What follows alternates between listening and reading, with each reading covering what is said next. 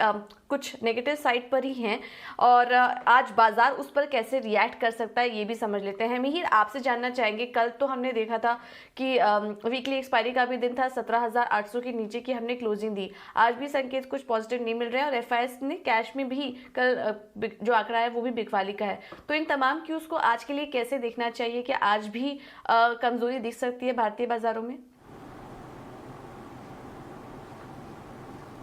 अब देखिए, कोई एटलीस्ट मैं इस बाज़ार को इस तरह से देखूंगा कि कोई बहुत बड़ा पॉजिटिव ट्रिगर फ़िलहाल यहाँ से बहुत ऊपर जाने के लिए है नहीं मार्केट के पास। और वैसे भी हमने एटलीस्ट जो नए कैलेंडर ईयर की शुरुआत हुई थी उसमें हमने अच्छा खासा मोमेंटम देखा भी था 3-4 सेशंस में। तो उसके बाद अगर मार्केट थोड़ा सा ब्रीदर लेता भी है तो इसमें कोई ज़्यादा ख़राबी नहीं है, कम से कम भारतीय बाज़ारों के लिए। आपकी बात सही है, जो इंटरनेशनल क्यूज़ हैं वहाँ पर कोई बहुत अच्छे या फिर बहुत सॉलिड संकेत नहीं है यहाँ से बहुत आगे बढ़ने के लिए।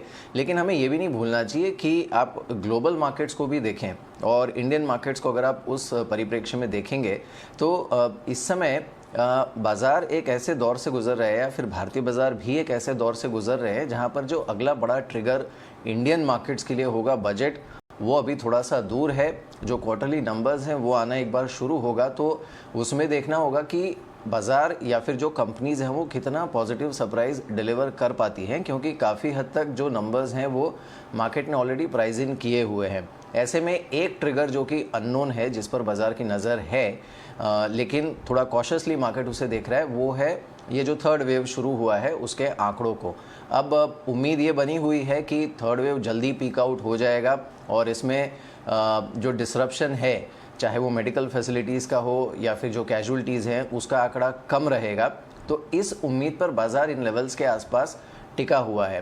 तो हमें दो तरीके से बाज़ार को देखना चाहिए कि एक तो अगर अच्छे संकेत आते हैं तो बाज़ार यहाँ से कितना ऊपर जा सकता है, लेकिन साथ ही ये भी ध्यान में रखना पड़ेगा कि अगर स्थिति और गंभीर होती है या फिर सिचुएशन और थोड़ी काबू से बाहर जाती है तो बाज़ार में डाउनसाइड कितनी है।